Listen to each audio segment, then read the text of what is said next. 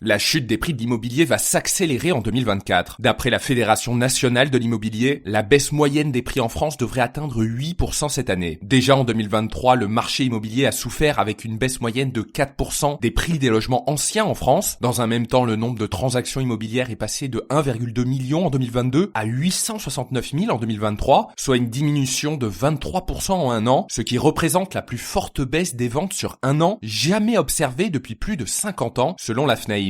Effet logique, la production de nouveaux crédits à l'habitat a dégringolé l'année dernière. Alors tout cela est naturellement la conséquence de la hausse des taux de crédit depuis 2022 qui sont passés de 1,2% à 4,3% fin 2023, ce qui a tout simplement anéanti la capacité d'emprunt des ménages pour devenir propriétaires. En ce début d'année, les taux ont légèrement baissé en gravitant autour des 4%, ce qui reste encore bien plus haut que les taux affichés 2 ans plus tôt. Dans ce cadre, un climat d'attentisme semble s'installer tant chez les propriétaires désireux de vendre à un prix avantageux que chez les acquéreurs en quête de conditions de marché plus favorables. Conséquence directe sur les acteurs de l'industrie, Nexity a annoncé mettre un plan de sauvegarde de l'emploi en 2024 sans définir encore combien d'emplois seraient concernés. Les réservations de logements chez Nexity se sont érodées de 19% en nombre et de 24% en valeur. D'un autre côté, son chiffre d'affaires est en repli de 9% à 4,27 milliards d'euros et a renoncé également à verser un dividende à ses actionnaires alors que le groupe souhaitait jusque-là leur proposer un versement d'au moins 2,50 € par action. Nexity a expliqué dans son communiqué que l'année 2024 allait être compliquée, tout comme l'explique la FNAIM, en attendant de voir l'évolution des taux d'intérêt et des politiques publiques, en espérant, je cite, un rebond en 2025. Et notez que ce podcast est soutenu par Quorum l'épargne.